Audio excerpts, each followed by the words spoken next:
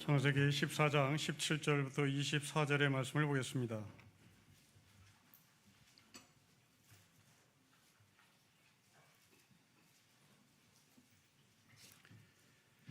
(17절부터 24절의) 말씀을 한 절씩 교도하겠습니다. 아브라함이 그돌라오멜과 그와 함께한 왕들을 쳐부수고 돌아올 때에 소돔 왕이 사위의 골짜기 곧 왕의 골짜기로 나와 그를 영접하였고,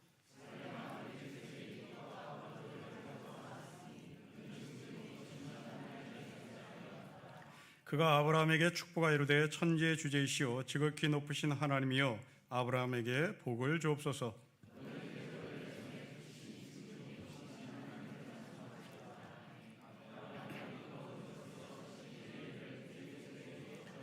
소돔 왕이 아브라함에게 이르되 사람은 내게 보내고 물품은 너가 가지라.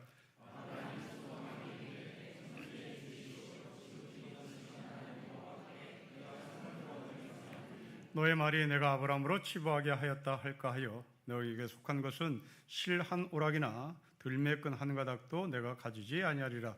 오직 젊은이들이 먹은 것과 나와 동행한 아넬과 에스골과 마므레의 분깃을 제할지니 그들이 그 분깃을 가질 것이니라. 아멘. 전쟁에서 승리하고 돌아오는 아브라함을 영접하는 두 왕의 이야기입니다. 아브라함이 상대한 나라는 대단히 강한 연합국들이었습니다. 그럼에도 불구하고 아브라함은 318명의 소수의 정예 군대를 데리고 이 연합군들과 싸워서 승리를 했습니다. 우리나라 역사에도 이 아브라함 같은 사람이 있습니다. 그 사람은 이순신 장군입니다. 임진왜란 때 13척의 배를 가지고 일본의 300척을 상대해서 승리했습니다. 명랑해전입니다. 당시 이 명랑해전에 참전했던 이순신은 계급이 2등병이었습니다. 아주 비겁한 선조가 임진왜란 때 도망가면서 이순신을 참모총장의 계급에서 2등병으로 강등시켰기 때문입니다. 그 사이에 우리나라 조선의 배는 일본군에게 무참하게 침몰당합니다. 이제 겨우 남은 배 13척을 2등병의 신분으로 이순신은 전쟁에 참여합니다. 이때부터 우리나라에 백의 종군이라는 말이 생겼습니다. 백의, 장군의 옷을 입지 못하고 장교의 군복을 입지 못하고 그냥 하얀 배옷을 입고 군대 전쟁에 참여한 군인이라는 말입니다. 내일 모레면 우리나라가 일본에 넘어간 경술 국칠입니다. 나약하기 때문에 일본에게 넘어갔다고 말하는 것은 어불성설입니다. 나약하지 않습니다. 13척의 배로 300척의 배를 무너뜨린 이 이순신의 명랑해전 이후로 일본은 300년 동안 우리나라 접근도 못합니다. 그런데 이 300년이 지난 1910년에 맥없이 조선은 일본에 넘어갑니다. 힘이 없었기 때문이 아니라 조정이 썩었기 때문입니다. 현장의 군인은 정신을 바짝 차리고 있으나 행정부는 썩었습니다.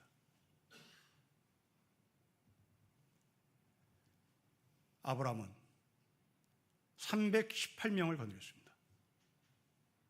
당시에 소돔에 연합군이 있었습니다. 그들은 무참하게 패배당했습니다. 성경은 이 아브라함을 히브리 사람이라고 표현합니다. 변방 사람이라는 얘기입니다. 이 변방의 히브리 사람이 318명을 데리고 연합군을 물리칩니다. 소돔을 살리죠. 그러자 이 소돔 왕이 히브리 사람, 변방 사람, 별볼림 스낵이 아브라함을 찾아옵니다. 건축자의 버린 돌이 그 집에 모퉁이 뜰이 되었다는 베드로의 말씀을 우리는 일치한 것을 보게 되죠. 여러분, 우리가 알고 있는 진시 황제라는 사람이 있습니다. 진나라를 시작한 거대한 나라입니다. 그러나 이 진나라는 원래 정말 변두리 중에 변두리 나라였습니다. 당시 이 시대를 춘추 전국 시대라고 표현하는데, 이 춘추 전국 시대의 진나라는 얼마나 못 살았는지 서민들은 굴을 파고 그 안에서 떼거리로 생활했다. 이것이 문헌의 증언입니다. 근데 이 토굴 속에서 떼거리로 살았던 변방의 진나라는 나라가 중국을 평정합니다. 여러분, 우리나라의 세계 지도를 보십시오. 세계지를 펼치고 우리나라를 보면 우리는 서구 사람의 관점에서 보면 변방 중에 변방입니다. 그래서 서구 사람들은 우리나라를 극동이라고 표현하는 겁니다. 이 극동이라는 말은 대단히 비하스러운 말입니다. 오리엔탈이라는 말입니다. 별 볼일 없는 떨거지들, 히브리 사람이라는 말과 맥이 같습니다. 그리고 우리는 정작 세계에서 가장 못 사는 나라 중에 하나였습니다. 한국 전쟁 기간 동안에 외신 기자는 우리나라의 상태를 자기네 나라의 외신으로 타전합니다. 이 나라가 문명국가가 된다는 것은 쓰레기 더미에서 장미꽃이 피는 것보다 더 어렵다 타진했습니다. 강덕의 원조를 받아야만 했고 우리는 그렇게 천덕꾸러기로 살았습니다. 제 나이대 분들은 아마도 딱딱한 우유를 기억할지 모르겠습니다. 이 딱딱한 우유라는 것은 그냥 딱딱하지 않습니다. 망치로 깨도 깨지지 않는 우유였습니다. 어머니는 그 우유를 망치로 깨서 물을 타서 끓여서 저에게 영양 공급을 해주셨습니다. 성인이 되었을 때 나는 왜 딱딱한 우유를 먹어야 했을까? 그 딱딱한 우유는 도대체 왜 딱딱했을까를 생각해 봤습니다. 아마도 두 가지 이유일 겁니다. 첫째로 유통기한이 지난 우유였을지 모르겠습니다. 아니면 배로 선적해 오다가 부산까지 오는 동안 그 우유 봉투가 터졌기 때문일지도 모르겠습니다. 이유는 모르겠습니다. 아무튼 망치로 깨도 깨지지 않는 우유를 물에 타서 끓여 먹었습니다. 이런 나라가 원조 국가로 바뀌었습니다. 세계 유일무이합니다. 왜 그랬을까요? 원조를 받던 세계에서 가장 가난한 나라 중에 하나였던 우리가 OECD의 선진국의 반열에 들어가고 원조 국가로 바뀌었던 근거는 뭘까요? 지도자 아닙니다. 여러분들입니다. 내 자식 밥 먹고 살아야겠다. 내 자식 공부시켜야 되겠다. 내 자식 편히 밥 먹고 살게 하기 위하여 나는 무슨 짓 하겠다. 이 정신, 이 깨어있음이 우리나라를 이 정도로 만든 겁니다. 일본이 핵 오염수를 바다에 흘려보내기 시작했습니다. 인류 역사상 처음 인류가 만나는 현실입니다. 어떤 데이터도 없습니다. 이것이 어떻게 나타날지 아무도 모릅니다. 그러기에 더더욱 불안합니다. 국회에서 외교부 장관은 일본이 하루에 500톤을 2050년까지 버리겠다고 답변합니다. 앞으로 30년입니다. 1993년에 러시아가 핵 폐기물을 900톤을 동해상으로 방류했을 때 일본은 러시아를 강하게 규탄했다는 신문을 다시 한번 찾아봤습니다. 그러나 이번 방류는 900톤이 아닙니다. 134만 톤입니다. 인류 역사에서 이런 경험을 어떤 시대도 해보지 않았습니다. 우리는 이 지구의 황폐한 환경 오염에 가담하지 않게 하여 쓰레기를 분리수거합니다. 플라스틱을 구분해서 버립니다. 더 심한 사람은 가정에서 주방 세제를 아끼고 아껴 썼습니다. 기름 덩어리를 함부로 하수구로 내보내지 않습니다. 주일날 공예배 기도 시간에 기도하는 분들은 환경오염에 대해서 강하게 기도합니다. 그런데 왜 후쿠시마 오염 방류에 대해서는 관심이 없습니까? 플라스틱 분리수거하자. 주방세제 적게 쓰자. 돼지 기름 함부로 버리지 말자. 그렇게 안타깝게 기도를 하시면서 왜 후쿠시마 오염수에 대해서는 우리는 침묵합니까? 창조자 하나님입니다. 우리가 환경오염을 하지 않으려고 애를 쓰는 것은 나살고자 함이 아니라 환경오염을 시키고 있는 우리가 창조주 하나님 앞에 얼굴이 뜨겁기 때문입니다.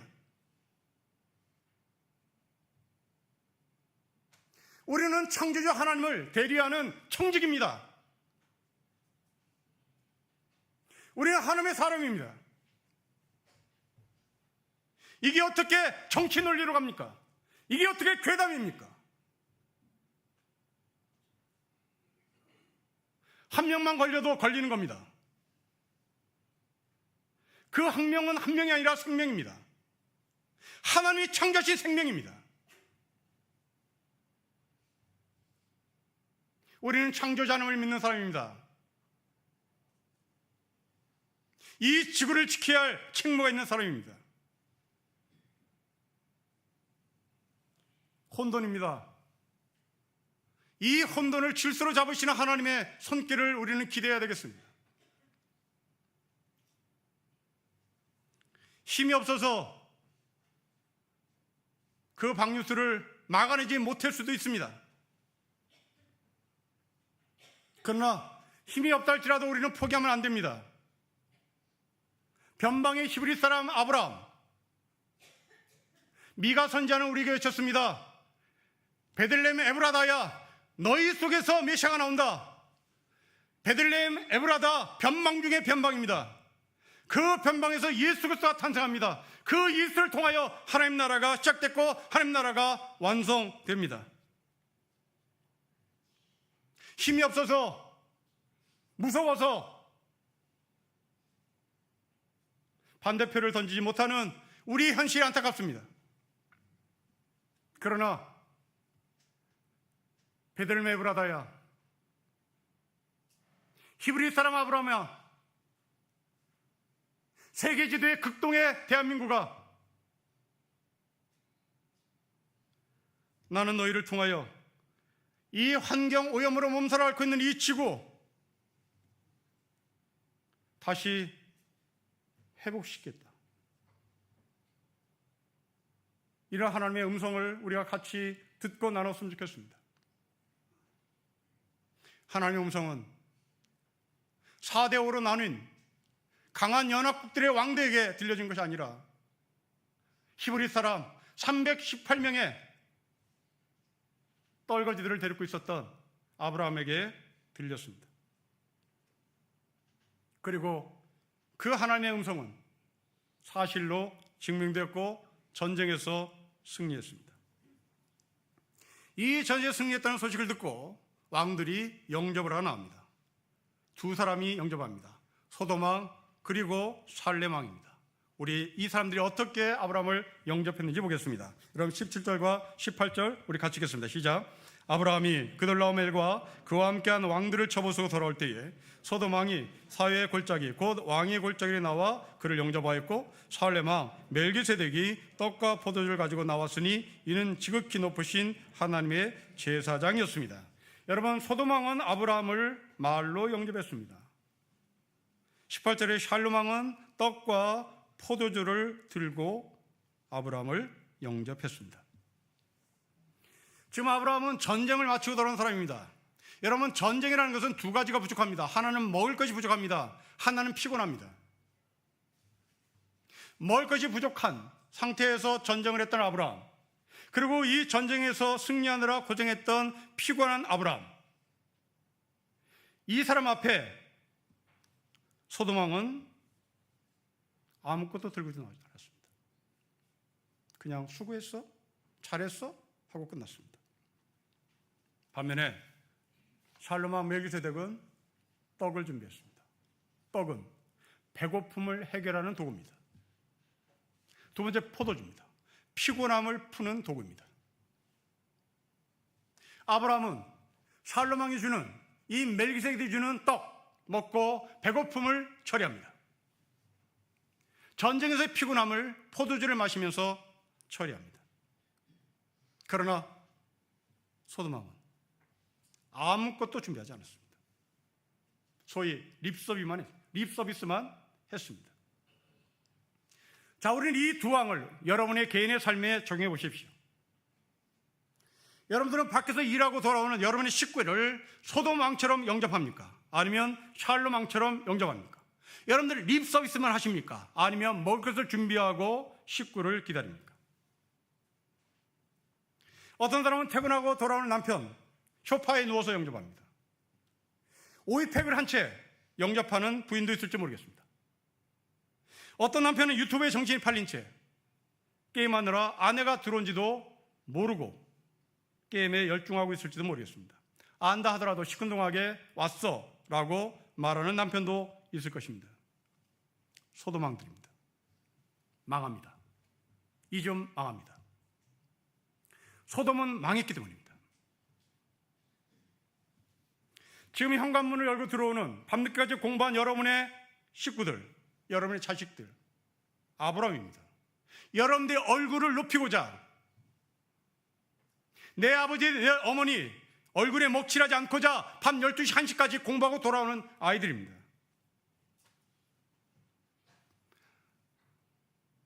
밥을 준비하고 기다려야 합니다. 나는 아내의 밥을 먹어본 지가 언제인지 몰라. 이건 가정 아닙니다. 이건 하우스입니다. 여러분, 하우스는 돈 먹고 돈 먹게 하는 데입니다. 하우스는 도박하는 곳이에요. 남편에게 밥 차려준 지가 언제인지 모르겠다. 나는 아내의 밥을 얻어본 지가 언제인지 모르겠다. 도박하는 집입니다. 하우스입니다. 망합니다.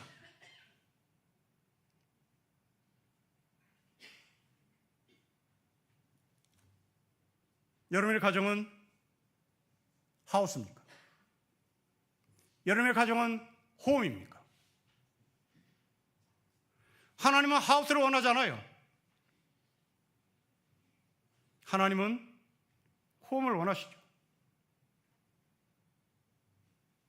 결혼주를 할 때마다 신랑 신부에게 10가지 약속을 하객들 앞에, 부모님 앞에 선서하게 합니다. 어느 권사님이 며느리가 될 신부가 남편 될 자기 아들에게 약속하는 걸 보고 내 며느리 정말 훌륭하다, 내 며느리 정말 잘 만났다, 내 아들 아내 잘 만났다 감사한 적이 있습니다. 그 10가지 약속 중에 며느리가 남편에게 하는 약속입니다. 나는 반드시 남편에게 아침밥을 먹여서 출근하게 돕겠다고 약속했기 때문입니다. 다시 한번 묻습니다. 사랑하는 남자 여러분, 밥 먹고 가시나요? 여러분의 부인은 왜 밥 안 해줍니까? 왜 밥 안 챙겨줍니까? 밥 챙기지 않는 이유가 뭡니까? 전쟁터에 나갑니다. 사내야 중리에 나갑니다. 밥 해주십시오. 침대에서 뒹굴거리지 마십시오. 소돔왕입니다. 망합니다. 물론 이 말씀은 저에게도 해당됩니다. 저는 소돔왕처럼 립서비스하는 목사인가, 샬롬왕처럼 영적인 밥상을 제공하는 사람인가, 저도 돌아봐야 합니다. 여러분들이 직장에서 사느냐 죽느냐, 전쟁터 같은 곳에서 긴장감을 가지고 살아갈 때 목사인 저는 여러분처럼 교회에서 사느냐 죽느냐 그 각오로 책을 보는지, 그 각오로 성경을 연구하는지, 그 각오로 설교를 준비하는지를 묻습니다. 아니, 그 이상 준비를 해야 되겠죠. 여러분들은 전쟁터에 나갔다 오신 분들입니다. 이긴 분도 있고 쓰러진 분도 계시겠죠. 주일날 여러분들 만날 저는 소돔왕이 아니라 그러기에 샬롬왕으로 여러분들을 맞이해야 할 것입니다. 여러분들을 위하여 밥을 지어야 하고 여러분들을 위하여 믿음의 영적인 양식을 공급해야 합니다. 그래서 내일 다시 전쟁터에 나가는 여러분들에게 무장을 시키고 예수 그리스도의 말씀으로 넉넉히 승리하고 돌아오라고 격려하라고 하나님께서 저를 부르신 겁니다. 인스턴트 설교가 아니라 밥솥을 직접 만든 따뜻한 밥이어야 하겠죠. 우리 손녀가 26개월 아이입니다. 이번 달부터 어린이집을 다니기 시작했습니다. 우리나라처럼 그 어린이집에서 점심을 제공하는 시스템이 아니라 엄마가 점심을 챙겨서 도시락을 싸서 학교에 보내는 그런 시스템입니다. 매일 딸아이는 아이 엄마는 가방 안에 도시락을 싸서 보냅니다. 그런데 그중에 어느 학부모가 바쁜 일이 있어서 그랬는지 아이 가방에 스낵 과자를 넣어주고 점심을 대치하려고 했습니다. 방과 후에 엄마는 자기 아이 가방에 선생님의 메모지가 있는 것을 봤습니다. 메모지는 이렇게 써 있습니다. 앞으로 건강에 좋은 음식을 보내세요. 마침표 땅땅땅. 경고입니다. 경고 먹은 거예요.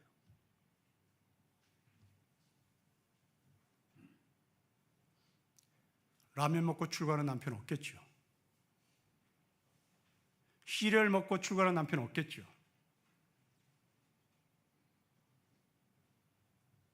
돈 벌어오신 남편 여러분, 여러분의 권리를 되찾으십시오. 내일 아침에 밥해 내라고 말하십시오. 뒹굴거리는 아내를 침대에서 떨어뜨리십시오.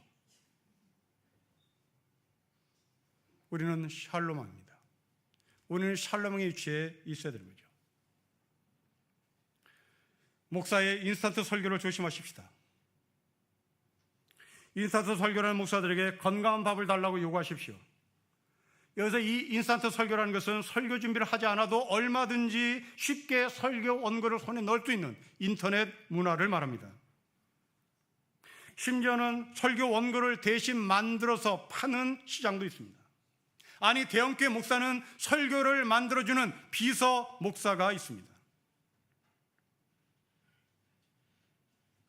어떤 설교는 남의 설교가 자신의 것보다 훨씬 낫기 때문에 남의 설교를 그대로 뺏긴다고 말하는 사람도 있습니다.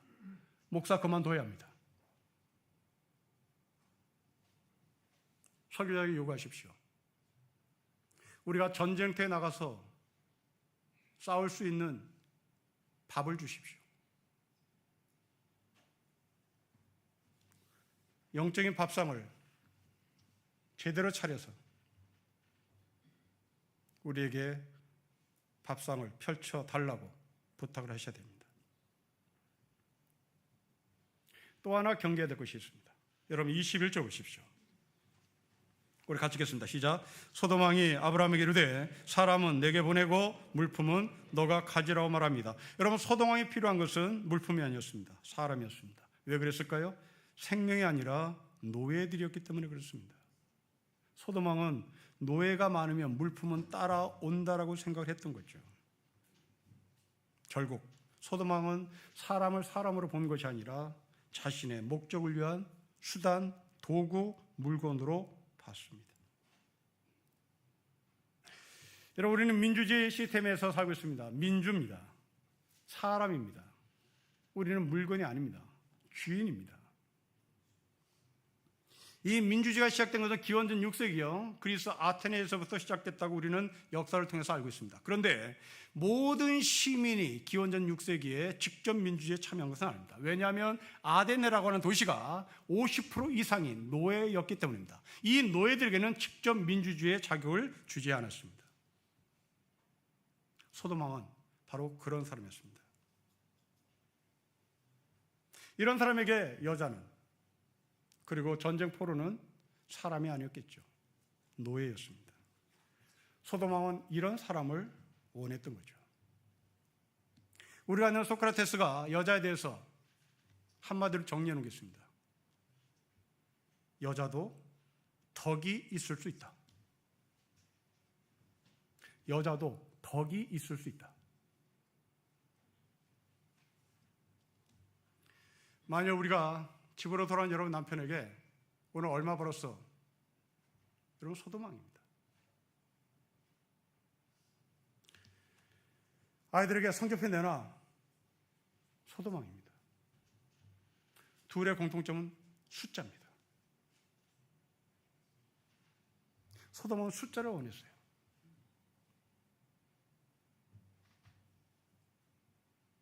샬렘 왕이 됩시다. 떡과 포도주를 준비해서 배고프고 피곤한 아브라함을 영접했던 그 샬롬 왕의 영성, 바로 그것이 우리가 필요한 영성일 것입니다. 자, 그러면 이제 샬롬 왕은 어떤 사람인지를 봅시다. 여러분 18절이죠. 우리 같이 읽겠습니다. 시작. 샬렘 왕 멜기세덱이 떡과 포도주를 가지고 나왔으니 그는 지극히 높으신 하나님의 제사장이었습니다. 멜기세덱은 하나님의 제사장이며 또한 샬렘 왕이었습니다. 아마도 베드로 사도는 이 18절의 말씀에 근거해서 왕 같은 제사장이라는 말을 만들어낸 것 같습니다. 샬렘 왕이면서 제사장인 멜기세덱, 이 영성을 소유한 우리를 왕 같은 제사장이라고 말했겠죠. 여러분, 이 멜기세덱은 성경에 그리 많이 나오지 않습니다. 4번밖에 나오지 않습니다. 창세기 1번, 시편에 1번, 그리고 히브리서에 2번 나옵니다. 창세기에서는 이 사람을 설명하지 않습니다. 시편에도 이 사람을 설명하지 않습니다. 그런데 감사하게도 히브리서에서는 이 사람을 주석합니다. 이 사람을 해석합니다. 때문에 우리는 멜기세덱에서 생각할 때 우리의 생각을 일단 내려놓고 성경이 해석해주는, 신약 성경이 해석해주는 이 히브리서의 멜기세덱이 누구인지를 확인하면 오늘 본문이 풀릴 겁니다. 여러분, 히브리서 7장 1절부터 4절에 멜기세덱에 대해서 이렇게 설명을 합니다. 이 멜기세덱은 살렘 왕이요 지극히 높으신 하나님의 제사장이었습니다. 그는 아브라함이 여러 왕을 무찌로 돌아올 때에 그를 만나서 축복해 줬습니다. 아브라함은 모든 것의 10분의 1을 그에게 나눠 줬습니다. 첫째로 멜기세덱의 이름은 정의의 왕이라는 뜻이요, 다음으로는 그는 또한 살렘 왕인데 그것은 평화의 왕이라는 뜻입니다. 그에게는 아버지도 없고 어머니도 없고 족보도 없고 생의 시작도 없고 생명의 끝도 없습니다. 그는 하나님의 아들과 같아서 언제까지나 제사장으로 계신 분입니다. 멜기세덱이 얼마나 위대한가를 생각해 보십시오. 족장인 아브라함까지도 가장 좋은 전리품의 10분의 1을 그에게 바쳤습니다. 세 번역의 말씀입니다. 자, 여기서 주목해야 될 말씀입니다. 멜기세덱에는 아버지도 없고 어머니도 없고 족보도 없고 생의 시작도 없고 생명의 끝도 없고 하나님의 아들과 같아서 언제까지나 제사장으로 계신 분입니다. 여러분, 우리는 이스라엘이 제사장 시스템을 갖고 있는 나라로 알고 있습니다. 그런데 유대인들이 배출하는 제사장은 레위 족속으로 내려오는 대물림의 제사장이었습니다. 그런데 지금은 이 멜기세덱은 유대인도 아닙니다. 당연히 레위의 반차도 아닙니다. 누군지도 모르겠습니다. 그런데 히브리서는 해석해 주기를 하나님의 아들과 같아서 언제까지나 제사장으로 계신 분이라고 해석을 합니다. 그리고 이어서 히브리서는 해석합니다. 이 멜기세덱의 반차를 통하여 영원한 대제사장이신 예수 그리스도가 탄생했다라고 얘기합니다. 여러분, 우리가 알다시피 예수님은 레위 지파가 아닙니다. 예수님은 유다 지파입니다. 자, 정리됐습니다. 제사장이 2개의 맥이 있습니다. 하나는 멜기세덱의 반차를 통한 제사장, 하나는 레위 지파를 통한 제사장. 저는 이 2개의 제사장을 표현하고 싶습니다. 레위 지파의 제사장은 종교 대물림 세습 제사장입니다. 멜기세덱의 반차의 제사장, 영적인 제사장입니다. 잘 이해가 되지 않으면 무당으로 해석해 보겠습니다. 여러분, 무당은 2 종류가 있습니다. 세습 무당이 있습니다. 강신 무당이 있습니다. 목사도 세습 목사가 있습니다. 하나님의 부르심 받은 목사였습니다. 제 아버지가 목사고 제가 목사고 내 아들이 목사가 돼서 신림교회를 넘기겠다. 세습 목사입니다. 그러나 하나님의 부르심을 받은 목사, 하나님께서 직접 불렀습니다. 멜기세덱은 종교의 라인의 제사장이 아닙니다. 예수님은 종교의 라인의 제사장이 아닙니다. 멜기세덱과 예수님은 하나님께서 직접 부르신 제사장입니다. 이 제사장이 아브라함을 만나 축복을 합니다. 이 축복을 보고 듣고 이 말씀을 들었던 당시에 이스라엘 백성들은 이제 혼란이 오는 겁니다. 여러분 18절과 19절을 보십시오. 19절을 한번 다시 보겠습니다. 읽겠습니다. 시작. 그가 아브라함에게 축복하여 이르되 천지의 주제이시오 직이 높으신 하나님이여 아브라함에게 복을 주십시오. 이게 혼란스러웠던 겁니다. 왜냐하면 유대인들은 아브라함은 신성 불가침입니다. 아브라함은 조상 중에 조상입니다. 아브라함은 으뜸이에요. 근데 이 으뜸인 아브라함이 누구로부터 축복을 받는다? 이건 용납이 안 됐던 겁니다. 고대 시대에 누가 축복을 한다? 그렇다면 축복받는 사람이 약자라는 말입니다. 멜기세덱이 우이고 아브라함이 약자가 되는 겁니다. 이것이 당시 이 말씀을 읽었던, 들었던 유대인들은 헷갈렸던 거죠.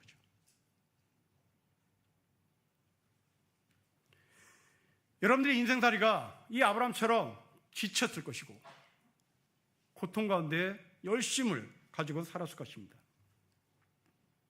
그리고 오늘 여러분들이 이 자리에 왔습니다. 여러분들은 여러분의 인생의 주인으로 찾아온 거죠. 그때 제가 고개 숙이세요. 제가 당신을 위해서 축복하겠습니다. 그때 속에서 갈등하는 사람이 있겠죠. 지금 그런 분위기입니다.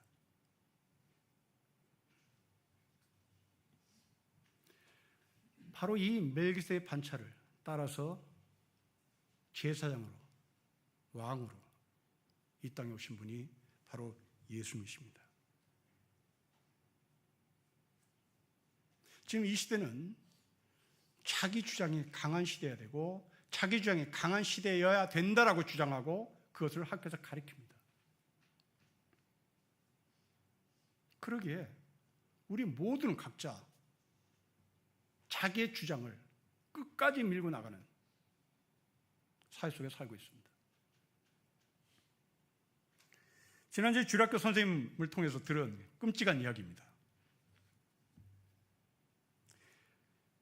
신앙생활 하지 않는 아버지 어머니가 아이들을 교회로 보낸대요. 우리 교회를.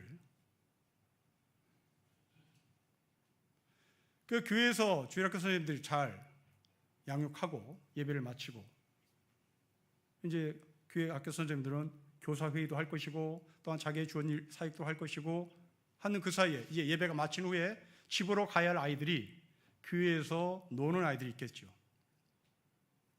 아버지 어머니가 예수를 믿지 않고 교회를 다니지 않는 아이들 중에 예배 마치고 바로 집에 갔으면 좋았을 텐데 집에 가지 않고 교회에서 놀았답니다. 부모로부터 전화 왔습니다. 우리 아이가 노는데 왜 교회는 관리 안 해요? 왜 교학교 선생님들 우리 아이를 보호하지 않아요? 이건 뭐 좀 이상한 거 아닌가 싶어요. 아니 집으로 가라고 다 돌려보냈고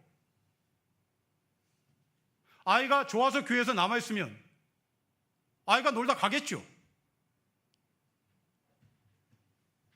그런데 왜 교사한테 전화해서 우리 아이 왜 혼자 놀게 해요? 여러분 이게 이 시대의 보편적 현상인 것 같습니다. 자기를 주장해야만 살아남을 것 같아요. 자기를 주장해야만 남들이 들어줄 것 같은 이런 살벌한 세상 속에 우리가 살고 있죠. 이런 사람에게 예수가 필요한 거죠. 고개 좀 숙여봐라. 당신 잘난지 내가 안다. 그러나 예수님 앞에서 고개 숙여봐라. 멜기세덱 앞에 고개를 숙여볼 줄 아는 아브라함. 여러분, 아브라함 영웅입니다. 4대 5의 연합군들과 맞서 싸운 영웅입니다. 세상 무서울 거 없습니다. 그러나 자기 주장하지 않습니다. 고개를 숙입니다. 그것만이 아닙니다. 고개를 숙인 아브라함은 멜기세덱에게 11조를 드립니다. 여러분, 왜 11조를 드립니까? 고대 시대의 11조 문화라는 것은 영주에게 바치는 세금의 일종이었습니다. 이 세금을 드림으로 말미암아 영주가 세금을 낸 사람을 보호하는 것이 고대 시대의 11조였습니다. 자, 이 배경을 들고 아브라함이 멜기세덱에게 드린 11조의 성격이 뭔지를 보십시오. 여러분, 갑자기 지금 오늘 본문에서 살렘왕이 등장합니다. 전쟁에 기한 바가 아무것도 없어요. 아브라함의 전리품을 들고 왔습니다. 자기 것입니다. 소돔왕도 패배했다가 아브라함이 살려준 사람입니다. 그러면 이 모든 전리품은 아브라함의 거예요. 그런데 자기 것이라고 주장하지 않습니다. 나는 청직이다. 나는 일꾼이다. 나는 종이다라는 고백을 하는 겁니다. 자, 여러분들이 한 달 동안 열심히 돈을 벌었습니다. 여러분의 거예요. 여기서 어떤 누구도 네 거 아니라고 주장 못합니다. 여러분의 건 맞습니다. 그런데 예수를 믿는 저와 여러분들은 하나님이 나에게 주신 청지기의 몫이다. 나에게 관리하라고 준 돈이다. 이렇게 시선이 바뀌는 겁니다. 자, 이렇게 시선이 바뀌면 우리의 삶에 이 돈이 어떻게 쓰여진지를 정해 보십시다. 여러분들이 한 달 동안 번 돈을 들고 내가 번 돈이 내가 마음대로 써.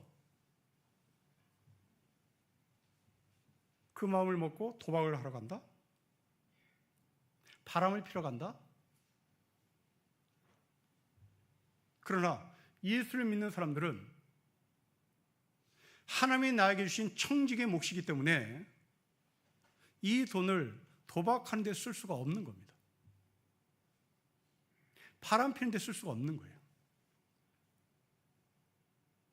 아니, 이것이 좀 어려우면 더 쉽게 설명해 볼까요? 여러분들 한 달 동안 정말 죽으라고 땀을 흘려서 번 돈이잖아요. 그러면 그 땀의 가치가 얼마나 위대한지를 알면 바람 못 피죠. 쪽팔려요. 여러분의 한 달의 땀이 그것밖에 안 되나요? 여러분의 한 달의 땀이 도박하는 데 날리는 땀이에요? 아니잖아요. 여러분의 한 달 동안 흘린 땀의 가치, 그 가치가 별 볼 일 없다고 생각하기 때문에 술집에 가는 것이고 바람을 피는 것이고 도박을 하는 것이죠. 바람 피신 남자 여러분, 여러분들 한 달의 돈이 그렇게 가치가 없습니까? 그 땀이 그렇게 가치가 없습니까? 하나님이 우리를 왕같은 제사장을 불렀습니다.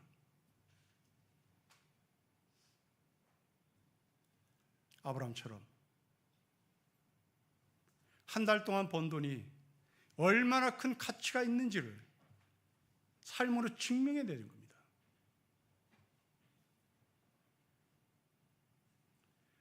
남편의 월급을 받아 가정을 꾸려나가시는 아내 여러분, 그 돈이 핍니다. 그 그 돈이 여러분의 남편의 몸을 갈아서 얻은 대가입니다. 가치가 있는 겁니다. 물질을 바라보는 시선입니다.